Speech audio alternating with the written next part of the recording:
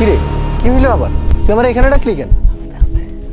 যা বলার বাড়ি এসে বললেই তো পারতি। বন্ধু, তুই আমার উদ্ধার কর, আমি খুব বড় বিপদে পড়ছি। মানে কি, কি হয়েছে খুলে বলবি তো? কালকে রাত্রে আমি বাজার থেকে আইতেছিলাম, পরে মাতবর আর সাঙ্গমাঙ্গ যেগুলো আছে না, এগুলো নিয়ে ওরা দেখছিলাম ওই যে জিল পাড়ে, কুয়ার পাড়ে মাদক আর চোরাচালান করতেছে। একদম চুপ, কোনো আওয়াজ করা যাবে না। কেউ দেখার আগে আমাদেরকে এলাকার ভিতরে ঢুকতে হইব। তাড়াতাড়ি তাড়াতাড়ি। এটা কি মাতবর সাহেব না? আরে কি করতেছে ওরা? হায় হায়, মাদক পাচার করতেছে। আমি যে সব দেখে ফেলাইছি, এটা ওরা সব জানি না ফেলছে। মাতবর লোক পাঠায়া টাকা দিয়ে আমার মুখ বন্ধ করতে চাইছে।